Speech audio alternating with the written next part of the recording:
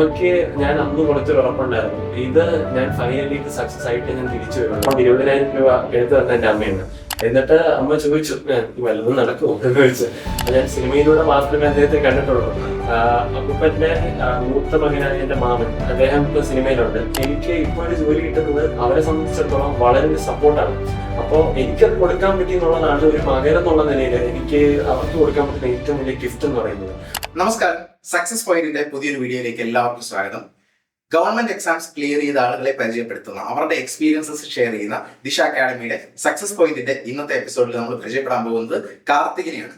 ഒരുപക്ഷെ കാർത്തികിനെ നിങ്ങൾക്ക് പലർക്കും പരിചയം ഉണ്ടാവും. ദിശ അക്കാഡമിയുടെ യൂട്യൂബ് ചാനലിലും അതുപോലെ ഇൻസ്റ്റാഗ്രാം പേജുകളിലുമായിട്ട് ഒരുപാട് ക്രിയേറ്റീവ് വീഡിയോസ് ഒക്കെ ചെയ്ത് നിങ്ങളെല്ലാം പരിചയമുള്ള ഒരു മുഖമാണ് കാർത്തിക്. അപ്പോൾ കാർത്തികിന്റെ വിശേഷങ്ങളിലേക്ക് നമുക്ക് കിടക്കാം. കാർത്തിക് ഒരുപാട് എക്സാംസ് ക്ലിയർ ചെയ്തു. കറന്റ് റെയിൽവേയുടെ ALP അസിസ്റ്റന്റ് ലോക്കോ പൈലറ്റ് പരീക്ഷ എഴുതി ജോയിൻ ചെയ്യാനായിട്ടുള്ള എല്ലാ തയ്യാറെടുപ്പും ചെയ്തുകൊണ്ടിരിക്കുകയാണ്. അപ്പോൾ കാർത്തികിനെ നമുക്ക് ഇന്നത്തെ വീഡിയോയിലേക്ക് സ്വാഗതം ചെയ്യാം. കാർത്തികിനെ ഒന്ന് പരിചയപ്പെടുത്തിക്കോളാം. എന്റെ പേര് കാർത്തിക് എന്നാണ്. ഞാനിവിടെ ട്രിവാൻഡ്രത്തെ വട്ടിയൂർക്കാവ് എന്ന് പറഞ്ഞ സ്ഥലത്ത് നിന്നാണ് വരുന്നത്. എന്റെ വീട്ടില് അച്ഛൻ, അമ്മ, പിന്നെ ഞാൻ ഒറ്റ മോനാണ്. അച്ഛന് കൂലിപ്പണിയാണ്. അമ്മ ഒരു ഓൺലൈൻ ബുക്ക് സ്റ്റോറിൽ അക്കൗണ്ടന്റ് ആയിട്ട് വർക്ക് ചെയ്യാണ്. പിന്നെ ഞാൻ പഠിച്ചതൊക്കെ സ്കൂൾ നോക്കുകയാണെങ്കിൽ ഭാരതീയ വിദ്യാഭവൻ കൊടുങ്ങാനൂർ സ്കൂളിലാണ് ഞാൻ പഠിച്ചത്. കോളേജ് ആണെങ്കിൽ ഇവിടെ പാപ്പനംകോടുള്ള ശ്രീ ചിത്ര തിരുനാളും എഞ്ചിനീയറിംഗ് കോളേജിലാണ്, മെക്കാനിക്കൽ എഞ്ചിനീയറിംഗ് ആണ് പഠിച്ചത്. പിന്നെ ഞാൻ ജൂൺ 2023 മുതൽ SSC എക്സാംസിന് പ്രിപ്പയർ ചെയ്യാണ്. കോളേജ് പാസ് ഔട്ട് ആയതിനു ശേഷം ഞാൻ ഒരു 1.5 വർഷക്കാലം ടാറ്റ കൺസൾട്ടൻസി സർവീസസിൽ അസിസ്റ്റന്റ് എഞ്ചിനീയർ ആയിട്ട് വർക്ക് ചെയ്തിട്ടുണ്ടായിരുന്നു, സോഫ്റ്റ്വെയർ ഫീൽഡിൽ. അതിനുശേഷമാണ് SSC എക്സാംസ് ഒക്കെ പ്രിപ്പയർ ചെയ്ത് തുടങ്ങുന്നത്. അപ്പം ആക്ച്വലി കാർത്തികിനെ എനിക്ക് നേരിട്ട് ഒരുപാട് പരിചയമുണ്ട്. നമ്മുടെ പ്രേക്ഷകർക്കും കൂടി മനസ്സിലാവട്ടെ എന്ന തരത്തിലാണ് ഞാൻ എത്രത്തോളം സംസാരിക്കാൻ പറഞ്ഞത്. കാരണം ദിശ അക്കാഡമിയോട് ചേർന്ന് ദിശ അക്കാഡമി അല്ലെങ്കിൽ ദിശ ഫാമിലിയുടെ ഒരു വളരെ ക്ലോസ് ആയിട്ടുള്ള മെമ്പറാണ് കാർത്തിക്. കാരണം കറന്റ് ദിശ അക്കാഡമിയുടെ ട്രിവാൻഡ്രം ബ്രാഞ്ചിൽ ഒരു ഫാക്കൽറ്റി ആയിട്ടും മെമ്പറായിട്ടും ഒക്കെ വർക്ക് ചെയ്തുകൊണ്ടിരിക്കുകയാണ്. ആ ഒരു സമയത്ത് തന്നെയാണ് ഈ ഒരു അച്ചീവ്മെന്റ് കാർത്തികിന് ഉണ്ടാകുന്നത്. വളരെയധികം സന്തോഷമുള്ള ഒരു സമയമാണ്. പ്രത്യേകിച്ചും ദിശ ഫാമിലിയുടെ ഭാഗമായി നിന്ന് പ്രിപ്പയർ ചെയ്ത് ഫൈനലി ഒരു ഗവൺമെന്റ് ജോബിലേക്ക് കയറാൻ പോകുന്നതാണ്. അപ്പം നമുക്ക് കാർത്തികിന്റെ മറ്റു വിശേഷങ്ങളിലേക്കൊക്കെ കിടക്കുന്ന ഒരുപാട് പ്രത്യേകതകളുണ്ട്. കാർത്തികിനെ പറ്റി പറയുമ്പോൾ എനിക്ക് പേഴ്സണലി കണക്ഷൻ ഉണ്ടായതുകൊണ്ട് തന്നെ കുറച്ച് ഫോർമലായി പോകുന്നത് മാത്രമേ ഉള്ളൂ ഈ ഒരു ടോക്ക്. പക്ഷെ മാക്സിമം നമ്മൾ നോർമലി സംസാരിക്കുന്ന പോലെ തന്നെ സംസാരിക്കാൻ ശ്രമിക്കാം. അപ്പൊ കാർത്തികിനോട് കുറെ കാര്യങ്ങൾ ചോദിക്കാറുണ്ട്. കാരണം നമ്മുടെ പ്രേക്ഷകരൊക്കെ കാർത്തികിന്റെ വീഡിയോസ് കാണാറുണ്ടാവും. വളരെ തമാശയുള്ള ഇൻസ്റ്റഗ്രാമിലെ ഒരുപാട് കണ്ടന്റുകൾ കാണാറുണ്ട്. അപ്പം പലപ്പോഴും എങ്ങനെയാണ് കാർത്തിക് ഇങ്ങനെയുള്ള കാര്യങ്ങൾക്ക് വളരെ ഇൻട്രസ്റ്റ് ഉള്ള ആളാണ്? അതെ, തീർച്ചയായിട്ടും ഇൻട്രസ്റ്റ് ഉള്ളതാണ്. ഞാൻ ആദ്യമായി സാറ് ഓർക്കുന്നുണ്ടോ അറിയില്ല, ആദ്യമായി സാറിനോട് ഞാൻ അങ്ങോട്ടാണ് അവസരം ചോദിക്കുന്നത്. അതെ, തീർച്ചയായിട്ടും ഞാനത് അറിഞ്ഞിരുന്നില്ല. ആക്ച്വലി കാർത്തിക് ഇങ്ങനെയുള്ള ക്രിയേറ്റീവ് കണ്ടന്റ്സ് ചെയ്യാൻ അവസരമുണ്ടോ എന്ന് എന്നോട് ക്ലോസ് ആയിട്ടുള്ള 1-2 പേരോട് ചോദിച്ചിരുന്നു. ഞാൻ കുറെ നാൾക്ക് ശേഷം, ഒരു ഏകദേശം 1-2 മാസത്തിന് ശേഷം അങ്ങനെ ഒരാളെ ഞാൻ സെർച്ച് ചെയ്ത സമയത്താണ് എന്നോട് ഇങ്ങനെ പറഞ്ഞത്, കാർത്തിക് ഇങ്ങനെ പറഞ്ഞിട്ടുണ്ടായിരുന്നു. അപ്പോഴാണ് കാർത്തികിനെ വിളിച്ചത്. അപ്പോൾ കാർത്തികിന്റെ ഫസ്റ്റ് ഡെയിലി വീഡിയോസ് ഒക്കെ ചെയ്തപ്പോൾ തന്നെ മനസ്സിലായി കാർത്തികിന് ഇങ്ങനെയുള്ള കാര്യങ്ങൾ ചെയ്യാനുള്ള എബിലിറ്റി ഉണ്ട്, അതിനുള്ള കഴിവുണ്ടെന്ന് ഞാൻ പ്രത്യേകിച്ച് പറയാൻ കാരണം മറ്റൊരു വലിയ പ്രത്യേകതയുണ്ട്. കാർത്തിക് വളരെ ഫേമസ് ആയിട്ടുള്ള ഒരു പേഴ്സണാലിറ്റി എന്ന് തന്നെ പറയാം. മലയാള സിനിമയിലൊക്കെ ഒരുപാട് നാള് അഭിനയിച്ചിരുന്ന കൃഷ്ണൻകുട്ടി നായർ എന്ന് പറയുന്ന ഒരു ആക്ടറുടെ കൊച്ചുമകനാണ് കാർത്തിക്. അത് ഞാൻ പിന്നീടാണ് അറിയുന്നത്. കാർത്തിക് നന്നായിട്ട് വീഡിയോസ് ഒക്കെ ചെയ്യുന്നു, പെർഫോം ചെയ്യുന്നു. ഇതൊക്കെ കണ്ട് കുറെ നാൾക്ക് ശേഷമാണ് കാർത്തികിനോട് സംസാരിച്ചപ്പോൾ ഇങ്ങനെ ഒരു കാര്യം പറയുന്നത്. ഏറ്റവും വളരെ നന്നായിട്ട് ആക്ട് ചെയ്യുന്നത്. അപ്പം മുത്തശ്ശനുമായിട്ടൊക്കെയുള്ള എങ്ങനെയാണ് ഒരു എക്സ്പീരിയൻസ്? ഞാന് ജനിക്കുന്നത് അപ്പൻ മരിച്ച ഒരു 1.5 വർഷത്തിന് ശേഷമാണ്. ഞാൻ സിനിമയിലൂടെ മാത്രമേ അദ്ദേഹത്തെ കണ്ടിട്ടുള്ളൂ. അപ്പൂപ്പന്റെ മൂത്ത മകനായ എന്റെ മാമൻ, അദ്ദേഹം ഇപ്പൊ സിനിമയിലുണ്ട്. അപ്പൊ അദ്ദേഹത്തിന്റെ നാടകം, അദ്ദേഹത്തിന്റെ സിനിമകൾ, അപ്പൂപ്പന്റെ സിനിമകൾ, പിന്നെ അമ്മയുടെ തന്നെ ഫാമിലിയില് ഒത്തിരി പേര് സിനിമ സീരിയൽ രംഗത്തൊക്കെ ഉണ്ട്. അപ്പൊ ഇവരെയൊക്കെ കണ്ടാണ് ഞാൻ വളരുന്നത്. അതുകൊണ്ട് തന്നെ അഭിനയത്തോടൊരു പാഷൻ ഉണ്ടായിരുന്നു. പക്ഷെ എനിക്കത് പറ്റുമോ ഇല്ലയോ എന്നുള്ളൊരു സംശയം എന്റെ ഉള്ളിലുണ്ടായിരുന്നു. അപ്പൊ ഞാൻ ദിശയിലേക്ക് ജോയിൻ ചെയ്യുന്ന സമയത്താണ് ഇവിടെ ഓൺലൈൻ വീഡിയോസ് ഒക്കെ ഇടുന്നതും. അപ്പോ എനിക്കൊരു കൗതുകം തോന്നി, ഇവിടെ ഒരു അവസരം ചോദിച്ചാലോ. അങ്ങനെയാണ് ഞാൻ ആദ്യമേ അവസരം ചോദിക്കുന്നതും. പിന്നീട് സാറിന്റെ സപ്പോർട്ടോടുകൂടി എല്ലാം അത് വളരെ നന്നായിട്ട് ചെയ്യാൻ പറ്റി എന്നുള്ളതാണ് അതിന്റെ ഒരു സത്യം എന്ന് പറയുന്നത്. വീട്ടിലൊക്കെ ഇങ്ങനെയുള്ള കാര്യങ്ങൾ, ക്രിയേറ്റീവ് കണ്ടന്റ്സ് ഒക്കെ ചെയ്യുന്നതും ഒക്കെ വീട്ടില് സപ്പോർട്ടീവാണ്. എന്റെ വീഡിയോ ഇറങ്ങുമ്പോൾ ആദ്യം ഞാൻ അയച്ചു കൊടുക്കുന്ന എന്റെ അമ്മയ്ക്ക് വെച്ചിട്ടുണ്ട്. അവർക്ക് അവര് കണ്ടിട്ട് അതിങ്ങനെ ചെയ്യാമായിരുന്നു, അങ്ങനെ ചെയ്യാമായിരുന്നു, അല്ലെങ്കിൽ ഇത് ചെയ്ത് നന്നായി, നന്നായി എന്ന അഭിപ്രായങ്ങളൊക്കെ പറയാറുണ്ട്. അപ്പൊ അവരുടെ അഭിപ്രായങ്ങളൊക്കെ ഞാൻ വളരെയധികം ശ്രദ്ധാപൂർവ്വം കേട്ടിട്ട് അത് അടുത്ത വീഡിയോ വരുമ്പോൾ അത് തിരുത്തി അത് ചെയ്യാൻ ശ്രമിക്കാറുണ്ട്. ഓക്കെ. അപ്പൊ ഞാനൊരു കാര്യം കൂടെ ചോദിച്ചോട്ടെ. ഇപ്പം പഠിച്ചത് ബിടെക് SCT അല്ലെ? ട്രിവാൻഡ്രത്താണ് പഠിച്ചത്. അപ്പൊ ബിടെക് മെക്കാനിക്കൽ എഞ്ചിനീയറിംഗ് ആണ് പഠിച്ചതെന്ന് പറഞ്ഞു. Mechanical automobile engineering. Mechanical automobile engineering. അപ്പൊ അതാണ് പഠിച്ചത്. എന്താണ് ബിടെക് തിരഞ്ഞെടുക്കാനുള്ള കാര്യം? ഇപ്പൊ ക്രിയേറ്റീവ് ആയിട്ടുള്ള ഇങ്ങനെയുള്ള കാര്യങ്ങളാണ് ഇഷ്ടമെന്ന് പറഞ്ഞപ്പോഴും ബിടെക്കിലേക്ക് പോകാനുള്ള കാരണം എന്താ? എന്റെ ഡ്രീം ജോബ് എന്ന് പറയുന്നത് ISROയിൽ ഒരു സയന്റിസ്റ്റ് ആവുക എന്നുള്ളതായിരുന്നു. അപ്പോ അത് മാത്രമല്ല വേറെ പബ്ലിക് സെക്ടറിലൊക്കെ വർക്ക് ചെയ്താൽ കൊള്ളാമെന്നുണ്ടായിരുന്നു. അപ്പൊ അതിനെപ്പറ്റി അന്വേഷിച്ചപ്പോ പലരും പറഞ്ഞു എഞ്ചിനീയറിംഗ് ആണ് അതിന്റെ ആദ്യത്തെ ചവിട്ടുപടി. അപ്പൊ അത് പഠിച്ച് നന്നായിട്ട് മാർക്ക് സ്കോർ ചെയ്ത് ഒരു എക്സ്പീരിയൻസ് ആയ ശേഷം പബ്ലിക് സെക്ടേഴ്സിലൊക്കെ വർക്ക് ചെയ്യാനായിട്ട് പ്രിപ്പയർ ചെയ്താൽ മതി. അതായിരുന്നു എല്ലാവരും പറഞ്ഞൊരു വഴി നടന്നു. ഞാൻ അതേപടി ഫോളോ ചെയ്യായിരുന്നു. ഫൈനലി അതൊരു സക്സസ്ഫുൾ ആയി എന്നുള്ളതാണ്. തീർച്ചയായിട്ടും. കാരണം ഇന്ത്യയുടെ ഏറ്റവും പ്രീമിയമായി വരുന്ന ഇന്ത്യൻ റെയിൽവേയുടെ ഭാഗമായി, അതും ഇന്ത്യൻ റെയിൽവേയുടെ ഏറ്റവും പ്രൈം പൊസിഷൻസ് ആയിട്ടുള്ള അസിസ്റ്റന്റ് ലോക്കോ പൈലറ്റ് അവിടെ തന്നെയാണ് സ്റ്റാർട്ട് ചെയ്യാൻ പോകുന്നത്. അപ്പോൾ ഈ ഒരു പ്രിപ്പറേഷൻ ജേർണിയും കൂടെ കാർത്തിക് ഒന്ന് എക്സ്പ്ലെയിൻ ചെയ്താൽ നന്നായിരിക്കും. അതായത് കാർത്തിക് തുടങ്ങിയത് മുതൽ ഇനിഷ്യലി മുതൽ കുറച്ച് നാളുകളായിട്ട് പ്രിപ്പയർ ചെയ്യാണ്. ഇപ്പം പുതുതായിട്ട് പഠിക്കുന്ന ആൾക്കാർക്ക് അതൊരു ആക്ച്വലി മോട്ടിവേഷനാണ്. അപ്പൊ അത്തരത്തിലുള്ള ആൾക്കാരോട് എങ്ങനെയായിരുന്നു കാർത്തികിന്റെ ഒരു preparation journey through the years എന്ന് പറയാം? ഈ SSC പ്രിപ്പറേഷൻ സ്റ്റാർട്ട് ചെയ്യുന്ന സമയത്ത് നമ്മൾ ആദ്യം ഒക്കെ നമുക്ക് ഭയങ്കര ആവേശമായിരിക്കും. നമുക്ക് ആ പഠിത്തം തുടങ്ങുന്നില്ല. പക്ഷെ പോകെ അത് പതുക്കെ ആ പേഷ്യൻസ് നമുക്ക് നഷ്ടപ്പെടാറുണ്ട്. പിന്നെ കാരണം എന്ന് വെച്ച് കഴിഞ്ഞാൽ പലരും SSC എക്സാംസിന് പ്രിപ്പയർ ചെയ്തിട്ട് പോകെ അവരുടെ പേഷ്യൻസ് നഷ്ടപ്പെടാനുള്ള കാരണം പെട്ടെന്ന് ഒരു ജോലി ആകുന്നില്ലല്ലോ എന്നുള്ളൊരു തോട്ട് മനസ്സിലേക്ക് വരുന്നതുകൊണ്ടാണ്. ആക്ച്വലി SSC എന്ന് പറയുന്നത് വളരെ പേഷ്യൻസോടുകൂടി അപ്രോച്ച് ചെയ്യേണ്ട ഒരു എക്സാം ആണ്. ഞാൻ ജൂൺ 2023 മറ്റൊരു സ്ഥാപനത്തിലാണ് ഞാൻ പഠിച്ചത്. ഞാൻ ഒരു 6 മുതൽ 8 മാസം വരെ SSCക്ക് കാര്യമായിട്ട് പ്രിപ്പയർ ചെയ്തു. അപ്പൊ എനിക്ക് മനസ്സിലായ ഒരു കാര്യം എന്ന് പറഞ്ഞാൽ വളരെ കുറെ കാലം എടുത്ത് പ്ലാൻ ചെയ്ത് അപ്രോച്ച് ചെയ്യേണ്ട എക്സാംസ് ആണ് SSC എന്നുള്ളൊരു തിരിച്ചറിവ് എനിക്കുണ്ടായിരുന്നു. അങ്ങനെ ഞാൻ പിന്നെ ഒരു ജോലി ചെയ്തുകൊണ്ട് പഠിക്കാമെന്നുള്ള ഒരു ഐഡിയയിലാണ് ദിശയിൽ ജോയിൻ ചെയ്തത്. അപ്പോ എനിക്ക് വളരെ നിർബന്ധം ഉണ്ടായിരുന്നു ഞാൻ പഠിച്ച ഫീൽഡുമായി തന്നെ ബന്ധപ്പെട്ട് തന്നെ ഒരു ജോലി ചെയ്യണം. അതുകൊണ്ടാണ് ദിശ അക്കാഡമി തന്നെ തിരഞ്ഞെടുത്തത്. പിന്നെ ദിശ അക്കാഡമി എന്ന് പറയുന്നത് വളരെ നല്ല വർക്ക് കൾച്ചറുള്ള വളരെ നല്ല സപ്പോർട്ടീവ് ആയിട്ടുള്ള ആൾക്കാരൊക്കെ ഉള്ള ഒരു സ്ഥാപനമാണ്. അപ്പോ അത് ഈ നിമിഷം വരെ എനിക്ക് ആ സപ്പോർട്ട് കിട്ടിയിട്ടുണ്ട്. അപ്പൊ ഞാൻ 2024 ALP നോട്ടിഫിക്കേഷൻ വന്ന സമയത്ത് ഞാൻ മനസ്സിൽ ഭയങ്കരമായിട്ട് പ്ലാൻ ചെയ്തിരുന്നു ഇത് എങ്ങനെയെങ്കിലും ക്ലിയർ ആണോ. അങ്ങനെ ജോലിയോടൊപ്പം അതെങ്ങനെ പഠിത്തം കൊണ്ടുപോകണം എന്നുള്ളത് വളരെ പ്ലാൻ ചെയ്ത് കിട്ടുന്ന സമയങ്ങളൊക്കെ മാക്സിമം യൂട്ടിലൈസ് ചെയ്താണ് ഓരോന്നും ചെയ്യുന്നത്. ഇപ്പോ ഡീറ്റെയിൽ ആയിട്ട് പറയുകയാണെങ്കിൽ Tier 1 എക്സാം വരുന്ന സമയത്ത് ഞാൻ എന്ത് ചെയ്യുന്നത് വെച്ച് കഴിഞ്ഞാൽ ദിശയുടെ തന്നെ മെറ്റീരിയൽസും ദിശയുടെ തന്നെ ബുക്സും പിന്നെ ഞാൻ പഠിച്ച സ്ഥാപനത്തിലെ ബുക്സും ഓൺലൈനിൽ നിന്നുള്ള കുറെ വീഡിയോസ് ഒക്കെ അനലൈസ് ചെയ്തിട്ടാണ് ഞാൻ എങ്ങനെ എക്സാമിനെ അപ്രോച്ച് ചെയ്യാമെന്ന് പഠിച്ചത്. അപ്പോ വളരെ എളുപ്പത്തിൽ തന്നെ Tier 1 എനിക്ക് ക്ലിയർ ചെയ്യാൻ പറ്റി എന്നുള്ളതാണ് സത്യം. അപ്പോൾ Tier 2 വന്ന സമയത്ത് കുറച്ചുകൂടെ ബെറ്റർ ആയിട്ട് പ്രിപ്പയർ ചെയ്യണം എപ്പോഴും Tier 2 എന്ന് പറയുന്നത്. അപ്പോ ഞാൻ എന്തെന്ന് വെച്ച് കഴിഞ്ഞാൽ പ്രീവിയസ് ഇയർ ക്വസ്റ്റ്യൻസിനോട് കൂടുതൽ പ്രിഫറൻസ് കൊടുത്തിട്ട് ഇപ്പോ സാധാരണ ഞാൻ മോക്ക് ടെസ്റ്റ് ഒക്കെ ചെയ്തുകൊണ്ടിരുന്നത് ടെക്സ്റ്റ് ബുക്ക് ആപ്പിലായിരുന്നു. അപ്പൊ അത് മാറ്റിയിട്ട് ടെക്സ്റ്റ് ബുക്കിനോടൊപ്പം തന്നെ അടയിലും ഒലിവ് ബോർഡിലും ഒക്കെ തന്നെ പിന്നെ ദിശയുടെ പ്ലാറ്റ്ഫോംസും അവരുടെ മോക്ക് ടെസ്റ്റ് എല്ലാം ഞാൻ എന്ത് ചെയ്തിരുന്നു. അങ്ങനെയാണ് കുറെ കൂടെ ലെവല് നമ്മുടെ പ്രിപ്പറേഷന്റെ ലെവല് കൂട്ടാൻ പറ്റിയത്. അപ്പോ ഈ Tier 2 എക്സാംസ് അപ്രോച്ച് ചെയ്യുന്ന സമയത്ത് ഏറ്റവും കൂടുതൽ ശ്രദ്ധിക്കേണ്ട കാര്യം എന്ന് വെച്ചാൽ നമുക്കൊരു പാർട്ട് B ഉണ്ട് അവിടെ ടെക്നിക്കൽ പറഞ്ഞിട്ട്. അപ്പോ ടെക്നിക്കൽ എല്ലാവർക്കും അറിയാം നിയർലി ഒരു ക്വാളിഫൈങ് ആയിട്ടുള്ള ഒരു സ്റ്റേജ് ആണ്. പക്ഷെ അതെങ്ങനെ അപ്രോച്ച് ചെയ്യണമെന്ന് ഒരു ഐഡിയ ഇല്ലായിരുന്നു. അപ്പോൾ എഞ്ചിനീയറിംഗിന്റെ പുസ്തകങ്ങളൊക്കെ എടുത്ത് പഠിച്ചു. മുമ്പ് ലോക്കോ പൈലറ്റ് എക്സാം ക്ലിയർ ചെയ്ത ആൾക്കാരുമായി കോൺടാക്ട് ചെയ്തു. അവരെങ്ങനെയാ പഠിച്ചത്, ഏതൊക്കെ പുസ്തകങ്ങൾ നോക്കണം, കോളേജിലെ പ്രൊഫസർമാരെയൊക്കെ കോൺടാക്ട് ചെയ്തു. അവർ കുറെ സജഷൻസ് ഒക്കെ പറഞ്ഞു തന്നു. ALPയുടെ സിലബസ് ഞാൻ അയച്ചു കൊടുത്തപ്പോഴാണ് അവർ ഇന്ന പുസ്തകങ്ങൾ പഠിക്കാൻ വന്നത്. അങ്ങനെ ആ പുസ്തകങ്ങളെല്ലാം വായിച്ചു. മോക്ക് ടെസ്റ്റുകളെല്ലാം എന്നെ ഒരുപാട് ഹെൽപ്പ് ചെയ്തിരുന്നു. അങ്ങനെ Tier 2 ചെന്ന സമയത്ത് ചെറിയൊരു നെർവസ്നെസ് ഉണ്ടായിരുന്നെങ്കിലും എക്സാം കഴിഞ്ഞപ്പോൾ എനിക്ക് ഭയങ്കര കോൺഫിഡൻസ് ആയിരുന്നു. കാരണം ഞാൻ പ്രിപ്പയർ ചെയ്തതെല്ലാം ഏതാണ്ടൊക്കെ എനിക്ക് ഉപയോഗപ്പെട്ടു എന്നുള്ളതാണ്.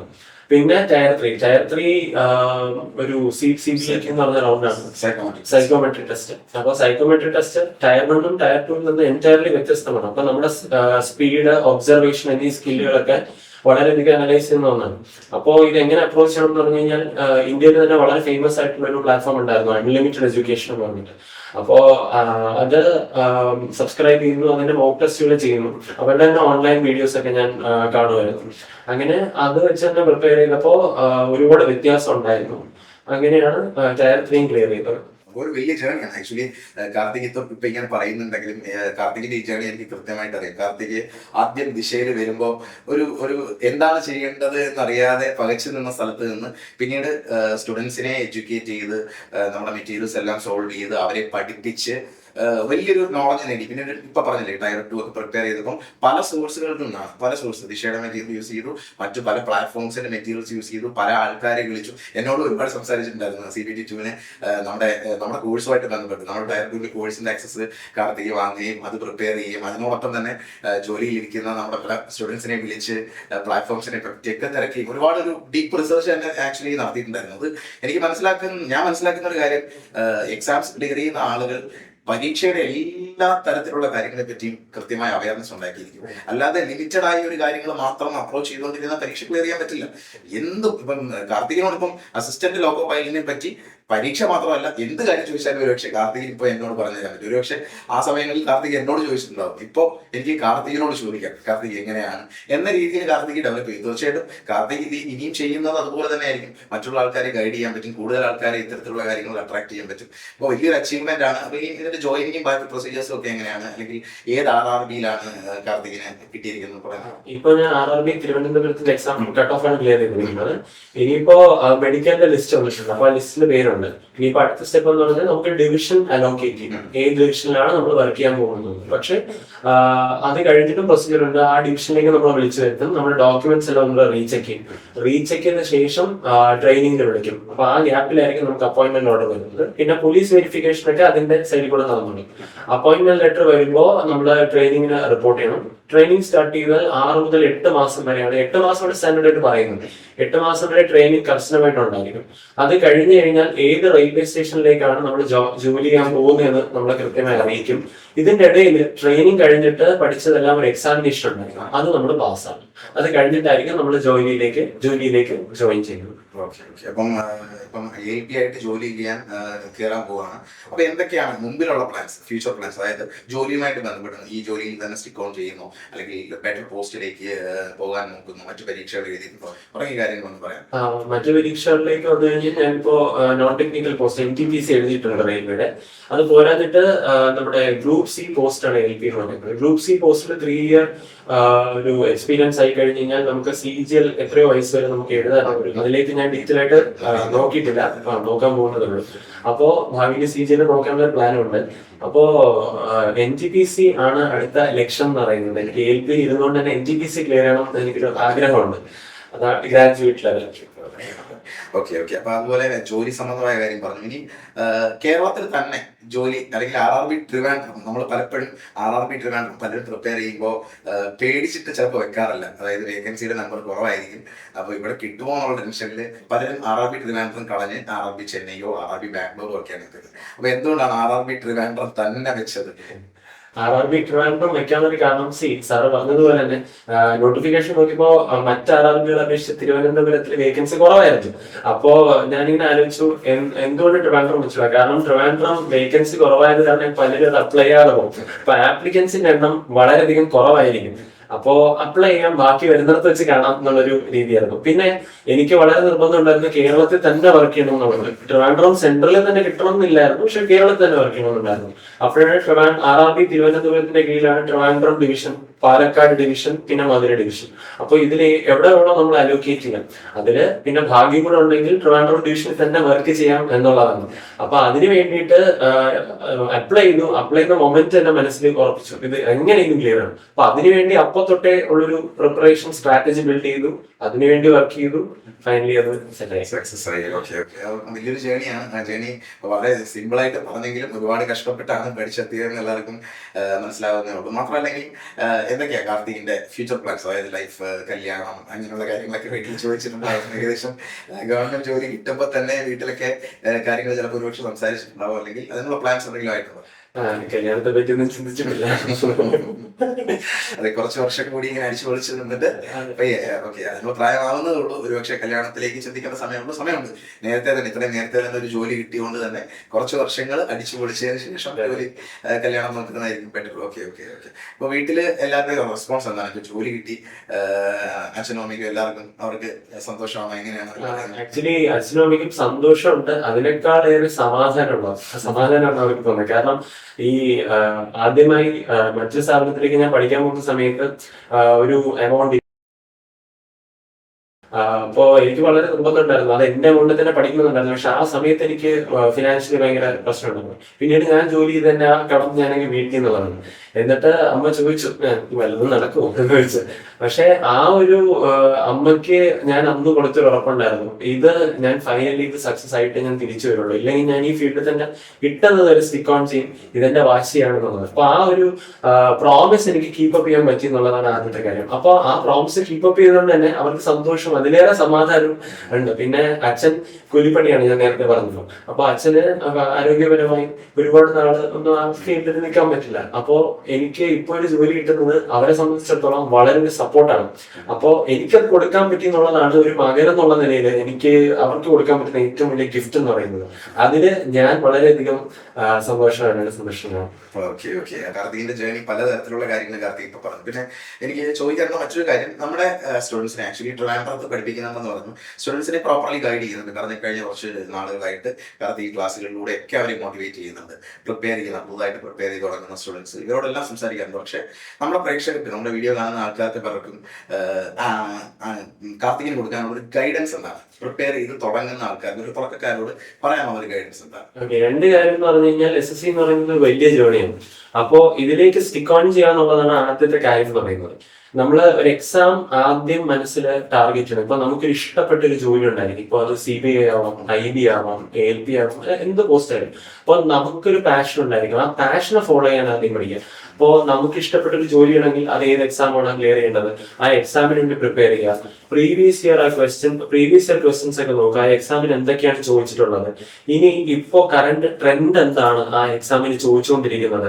മാത്രമല്ല നമ്മൾ ട്രെൻഡിനനുസരിച്ചും പ്രീവിയസ് ഇയറിനനുസരിച്ചും ഇനി ഭാവിയിൽ ചോദിക്കാൻ പോകുന്നത് എന്താണെന്ന് നമുക്ക് കൃത്യമായി പ്രെഡിക്റ്റ് ചെയ്യാൻ പറ്റില്ല. ബട്ട് സ്റ്റിൽ ഒരു പരിധി വരെയൊക്കെ നമുക്ക് ട്രെൻഡ് അനുസരിച്ച് പോയി കഴിഞ്ഞാൽ നമുക്ക് പ്രെഡിക്റ്റ് ചെയ്യാൻ പറ്റും. അപ്പൊ ആ ട്രെൻഡിനും പ്രീവിയസ് ഇയറിനും അനുസരിച്ച് നിങ്ങളുടെ പ്രിപ്പറേഷൻ എന്ത് ചെയ്യാം, കൃത്യമായി മാറ്റുക. ആ ഒരു സ്ട്രാറ്റജി ബിൽഡ് ചെയ്യുക. ഇപ്പോ പലരും പറയുന്നത് കേട്ടിട്ടുണ്ട്, സാർ ഞാൻ ഒരുപാട് പഠിച്ചു, ഒരുപാട് സ്ട്രാറ്റജിക്ക് ഞാൻ പഠിച്ചു, ഞാൻ കറണ്ട് അഫെയർ പഠിച്ചു, അത് പഠിച്ചു, ഇത് പഠിച്ചു, എന്നിട്ട് എനിക്ക് എക്സാം ഭയങ്കര പാടായിരുന്നു. അപ്പൊ അതിന്റെ ഒരു കാര്യം എന്ന് പറഞ്ഞാൽ, ഒരു എക്സാം ക്ലിയർ ചെയ്യുന്ന ഒരു മാജിക് ഇരിക്കുന്നതെന്ന് വെച്ച് കഴിഞ്ഞാൽ സ്ട്രാറ്റജിയാണ്. സ്ട്രാറ്റജിയും അതിനോടൊപ്പം തന്നെ നമ്മുടെ സ്കിൽസ് കൃത്യമായി ഷാർപ്പൺ ചെയ്യുക എന്നുള്ളതാണ്. ഇപ്പോ ഡെയിലി വർക്ക് ചെയ്യുന്നത് വഴി നമുക്ക് സ്പീഡ് ബിൽഡ് ചെയ്തെടുക്കാം, നമ്മുടെ ടൈം മാനേജ്മെന്റ് സെറ്റ് ആവാം. പിന്നെ അതേപോലെ തന്നെ പ്രീവിയസ് ഇയർ ഞാൻ നേരത്തെ പറഞ്ഞതുപോലെ തന്നെ പ്രീവിയസ് ഇയറും ഇപ്പോഴത്തെ ട്രെൻഡ് അനുസരിച്ച് എന്താണ് ക്വസ്റ്റ്യൻസ് വരുന്നത് എന്ന് കൃത്യമായി നമുക്ക് ജഡ്ജ് ചെയ്യാൻ പറ്റും. അപ്പൊ അതിനനുസരിച്ച് നമ്മൾ പഠിച്ചു കഴിഞ്ഞു കഴിഞ്ഞാൽ നമ്മൾ ഒരുപാട് ലോഡൊന്നും എടുത്തു വെക്കണം, നമ്മൾ ഒരുപാട് സ്ട്രെസ്ഡ് ആവേണ്ട കാര്യമൊന്നുമില്ല. അല്ലാതെ തന്നെ നമുക്ക് വളരെ ഈസി ആയിട്ട് എക്സാം ക്ലിയർ ചെയ്യാൻ പറ്റും. മെയിൻലി സ്ട്രാറ്റജിയാണ് എന്റെ ഒരു സ്മാർട്ടായിട്ട് നോക്കി വലിച്ചുവാരി എല്ലാ കാര്യങ്ങളും പഠിക്കുന്നത് മാറ്റി വളരെ സ്മാർട്ടായിട്ട് പ്ലാൻ ചെയ്ത് സ്ട്രാറ്റജിക് ആയിട്ട് എക്സാമിനെ അപ്രോച്ച് ചെയ്യാന്ന് തന്നെയാണ് പറയുന്നത്. കാരണം കാർത്തിക് ഇത് പറയുമ്പോൾ എനിക്ക് പറയാനുള്ള ഒരു കാര്യം എന്താണെന്ന് വെച്ച് കഴിഞ്ഞാൽ, പലരും കാർത്തിക് പറഞ്ഞതുപോലെ തന്നെ ഒരുപാട് വർഷങ്ങളായിട്ട് 2 വർഷം 3 വർഷം 4 വർഷമായിട്ട് പ്രിപ്പയർ ചെയ്തിട്ട് എക്സാം ക്ലിയർ ചെയ്യാത്ത ആൾക്കാരുണ്ട്. അതേസമയം 1 വർഷത്തിനുള്ളിലോ 1.5 വർഷത്തിനുള്ളിലോ ഒക്കെ എക്സാം ക്ലിയർ ചെയ്യുന്ന ആൾക്കാരുണ്ട്. ഇവര് തമ്മിലുള്ള വ്യത്യാസം എന്താണെന്ന് വെച്ച് കഴിഞ്ഞാൽ, ഇവർ യൂസ് ചെയ്യുന്ന സ്ട്രാറ്റജി തന്നെയാണ്, ഇവരെടുക്കുന്ന മെത്തേഡാണ്. അതാണ് അതിൽ കോൺസെൻട്രേറ്റ് ചെയ്യാതെ കാടടച്ച് എല്ലാ വഴികളും പഠിച്ചുകൊണ്ടിരുന്നിട്ടും കാര്യമൊന്നുമില്ല. ആ സ്കില്ല് അക്യൂർ ചെയ്യാൻ, ആക്ച്വലി ആ സ്കില്ല് അക്യൂർ ചെയ്യാനുള്ള വേ ആണ് നമ്മുടെ സിലബസ് കവർ ചെയ്യാന്നൊക്കെ പറഞ്ഞത്. അപ്പൊ അത്തരത്തിലൊരു പ്രിപ്പറേഷൻ ചെയ്യണമെന്നാണ് കാർത്തിക് പറയുന്നത്. എനിക്ക് മറ്റൊരു കാര്യം ചോദിക്കാനുള്ളത്, കാർത്തിക് ദിശ അക്കാഡമിയിൽ പ്രിപ്പയർ ചെയ്ത് അതുപോലെ സ്റ്റുഡൻസിനെ എഡ്യൂക്കേറ്റ് ചെയ്ത് പഠിപ്പിച്ചു എന്ന് പറഞ്ഞു. അപ്പോൾ ആ ഒരു പ്രിപ്പറേഷൻസ് ദിശ അക്കാഡമിയുടെ പാർട്ടായിട്ട് നിന്ന് സ്റ്റുഡൻസിനെ ഗൈഡ് ചെയ്തപ്പോൾ, ക്ലാസ് എടുത്തപ്പോൾ, അവരെ മെന്റർ ചെയ്തപ്പോൾ, ഈ ഒരു ജേർണി എങ്ങനെയാണ് കാർത്തികിനെ ഏറ്റവും കൂടുതൽ ഹെൽപ്പ് ചെയ്യുന്നത്? ആദ്യമായി സാർ നേരത്തെ പറഞ്ഞ പോലെ ഇവിടെ വന്ന ശേഷം എങ്ങനെയാണെന്ന് പകച്ചു നിൽക്കുമായിരുന്നു. അപ്പോ അപ്പോ എനിക്ക് ഏറ്റവും കൂടുതൽ ഫോക്കസ് ചെയ്യേണ്ടത് പിള്ളേരെ എങ്ങനെ ഗൈഡ് ചെയ്യണം എന്നുള്ള ഐഡിയ എനിക്കില്ലായിരുന്നു. അപ്പോൾ പതുക്കെ പതുക്കെ അത് പോകെ ശരിയായെങ്കിലും എന്റെ സ്വന്തം പ്രിപ്പറേഷനിൽ എന്നെ ഏറ്റവും കൂടുതൽ ഹെൽപ്പ് ചെയ്തിട്ടുള്ളത് ഞാൻ പിള്ളേരെ മെന്റർ ചെയ്തപ്പോൾ എനിക്ക് കിട്ടിയ അനുഭവമാണ്. എന്ന് വെച്ച് കഴിഞ്ഞാൽ ഇവിടുത്തെ മെറ്റീരിയൽ ഭയങ്കര അടിപൊളിയായിരുന്നു. ഞാൻ ഓരോ തവണ മെറ്റീരിയൽ ക്ലിയർ ചെയ്യുമ്പോഴും മെറ്റീരിയൽ വർക്ക്ഔട്ട് ചെയ്യുമ്പോഴും എനിക്ക് ഒത്തിരി കാര്യങ്ങൾ പുതുതായി കിട്ടിക്കൊണ്ടേയിരുന്നു. ഓൾറെഡി ഒരു സ്ഥാപനത്തിൽ നിന്ന് ബേസ് കിട്ടിയെങ്കിലും മെറ്റീരിയൽ വർക്ക്ഔട്ട് ചെയ്യുമ്പോൾ എനിക്ക് കൂടുതൽ ഐഡിയാസ് കിട്ടിക്കൊണ്ടേയിരുന്നു. അത് പിള്ളേരിലേക്ക് ഡെലിവർ ചെയ്യുന്നത് എങ്ങനെ, അവരെങ്ങനെ ഗൈഡ് ചെയ്യാം എന്നുള്ള കാര്യങ്ങളൊക്കെ ഫർദർ ആയിട്ട് ഞാൻ സ്വന്തമായി തന്നെ ഇൻകൾക്കേറ്റ് ചെയ്തെടുത്തു. അപ്പൊ ഓരോ സ്റ്റുഡൻസിനെയും വളരെ ഡീറ്റെയിൽ ആയിട്ട് അവരുടെ സ്വഭാവം എന്താണ്, അവരുടെ പഠന രീതി എന്താണ്, അവരെങ്ങനെ അവരുടെ പഠന രീതിക്ക് അനുസരിച്ച് കൊണ്ടുവരാം ഈ ട്രാക്കിലേക്ക് എന്നുള്ളതൊക്കെ വളരെ ഡീറ്റെയിൽ ആയിട്ട് ഞാൻ ശ്രദ്ധിക്കുമായിരുന്നു ഓരോ ക്ലാസ്സിൽ കയറുമ്പോൾ. ഇപ്പോൾ ഫാക്കൽറ്റിയുടെ വർക്കിംഗ് തന്നെ പല ക്ലാസ്സിൽ കയറാൻ തുടങ്ങി. മെന്റർ ആയപ്പോൾ ഒരു ക്ലാസ്സിൽ മാത്രമായിരുന്നു, എന്നാൽ ഫാക്കൽറ്റി ഇപ്പോൾ പല ക്ലാസ്സിലും കയറാൻ തുടങ്ങി. ഇപ്പോൾ ഓരോരോ പിള്ളേരെ കാണാൻ തുടങ്ങി, അവരുടെ സ്വഭാവങ്ങൾ മനസ്സിലാക്കി, പഠന രീതികൾ മനസ്സിലാക്കി. അപ്പോ എങ്ങനെ ഓരോരുത്തരെയും ഗൈഡ് ചെയ്യണം, അവരുടെ സ്വഭാവത്തിനനുസരിച്ച് എങ്ങനെ അവരോട് സംസാരിക്കണം, അവരെ അപ്രോച്ച് ചെയ്യണം എന്നുള്ള കാര്യങ്ങളെല്ലാം വളരെയധികം എനിക്ക് പേഴ്സണലി ഭയങ്കരമായിട്ട് സെറ്റ് ചെയ്യാൻ പറ്റി ഇവിടുത്തെ ഒരു ജോലിക്കിടയിൽ. അപ്പോൾ ആ ഒരു അനുഭവമൊക്കെ എനിക്ക് എന്റെ പ്രിപ്പറേഷനിൽ വളരെയധികം ഇൻഫ്ലുവൻസ് ചെയ്തിട്ടുണ്ട്. എനിക്ക് ALP എന്നുള്ളൊരു പോസ്റ്റ് ക്ലിയർ ചെയ്യാനുള്ള ഒരു കാരണം തന്നെ ഞാൻ ദിശയിൽ വർക്ക് ചെയ്തത് കൊണ്ടാണെന്നും കൂടെ എനിക്ക് വളരെ എടുത്തു പറയേണ്ട ഒരു കാര്യമാണ്. കാരണം ഞാൻ പലപ്പോഴും ചിന്തിച്ചിട്ടുണ്ട്, ഇവിടെ വന്നില്ലായിരുന്നെങ്കിൽ, ഞാൻ ഒത്തിരി പേരെ പഠിപ്പിച്ചിട്ടില്ലായിരുന്നെങ്കിൽ എനിക്ക് അനുഭവങ്ങളൊന്നും കിട്ടില്ലായിരുന്നല്ലോ എന്ന് ഞാൻ പലപ്പോഴും ചിന്തിച്ചിട്ടുണ്ട്. തീർച്ചയായിട്ടും ദിശ അക്കാഡമിയുടെ ബാക്ക് ബോൺ എന്ന് കരുതുന്ന ഇത്തരത്തിലുള്ള ആൾക്കാർ തന്നെയാണ്. കാരണം പലപ്പോഴും നിങ്ങളെ പോലെ, കാർത്തികിനെ പോലെ വളരെ എനർജറ്റിക് ആയിട്ട് ഒരു കാര്യം ഏൽപ്പിച്ചാൽ അത് ഏറ്റവും നന്നായിട്ട് ചെയ്യുകയും അതിനൊരു ബെറ്റർ റിസൾട്ട് ഉണ്ടാക്കണമെന്ന് ചിന്തിച്ചിരിക്കുന്ന ആൾക്കാർ തന്നെയാണ് നമ്മളുടെ ഫ്യൂച്ചർ സ്റ്റുഡൻസിനെ ഗൈഡ് ചെയ്യേണ്ടത്. നിങ്ങളെ പോലുള്ളവർ ഗൈഡ് ചെയ്യുമ്പോൾ തീർച്ചയായിട്ടും നിങ്ങൾ എക്സാംസ് ക്ലിയർ ചെയ്തവരാണ്, ജോലി കിട്ടാൻ പോകുന്നവരാണ്. ഇത്തരത്തിലുള്ള ആൾക്കാരെ തന്നെയാണ് നമുക്ക് ഏറ്റവും പ്രിഫർ ചെയ്യുന്നതും അവർക്കാണ് അവസരം കൊടുക്കുന്നത്. അതുകൊണ്ട് തന്നെ നമ്മുടെ സ്റ്റുഡൻസിന് ഒരുപാട് പേർക്കും ഇത്തരത്തിലുള്ള പരീക്ഷകൾ ക്ലിയർ ചെയ്യാൻ പറ്റും, പെട്ടെന്ന് തന്നെ പറ്റും. അപ്പോൾ അത് നിങ്ങളുടെ ഭാഗത്ത് നിന്ന് കാർത്തികിനെ ദിശ അക്കാഡമി സഹായിച്ചതുപോലെ തന്നെ ദിശ അക്കാഡമിയുടെ വലിയൊരു പാർട്ടാണ് നിങ്ങളെപ്പോലുള്ള ആൾക്കാർ. അപ്പം തിരിച്ചും ദിശ അക്കാഡമി അങ്ങോട്ടും നിങ്ങളോട് എല്ലാവരോടും വളരെയധികം കടപ്പെട്ടിരിക്കുന്നു. അപ്പോൾ കാർത്തികിന്റെ വിശേഷങ്ങളാണ് നമ്മൾ ഇന്നത്തെ വീഡിയോയിൽ ഡിസ്കസ് ചെയ്തത്. കാർത്തിക് എക്സാം ക്ലിയർ ചെയ്ത വഴികൾ എന്താണ്, ALP പരീക്ഷ ക്ലിയർ ചെയ്താൻ വേണ്ടി എടുത്ത എഫേർട്ടുകൾ എന്തൊക്കെയാണ്, ദിശ അക്കാഡമിയായിട്ട് ചേർന്ന് എങ്ങനെയായിരുന്നു, പ്രിപ്പറേഷൻസ് എങ്ങനെയായിരുന്നു, ദിശ ഫാമിലിയുടെ ഭാഗമായിട്ട് എങ്ങനെയായിരുന്നു, ആ ജേർണി എല്ലാം നിങ്ങൾക്ക് എല്ലാവർക്കും ഇഷ്ടപ്പെട്ടു എന്ന് കരുതുന്നു. കാർത്തികിന്റെ ഒരുപാട് വിശേഷങ്ങൾ നമ്മൾ അറിഞ്ഞു. അപ്പോൾ ഈ വീഡിയോസ് തീർച്ചയായിട്ടും നിങ്ങളെ പോലെ പ്രിപ്പയർ ചെയ്യുന്ന ഒരുപാട് പേർക്ക് ഇൻസ്പിറേഷൻ ആവട്ടെ. റെയിൽവേയിൽ ഒരു അസിസ്റ്റന്റ് ലോക്കോ പൈലറ്റ് ആയിട്ട് ജോയിൻ ചെയ്യാൻ പോകുന്ന കാർത്തികിന് ദിശ അക്കാഡമിയുടെ നമ്മുടെ എല്ലാ പ്രേക്ഷകരുടെയും പേരിൽ ഒരു വട്ടം കൂടി ഞാൻ കൺഗ്രാറ്റുലേഷൻസ് പറയുന്നു. Thank you.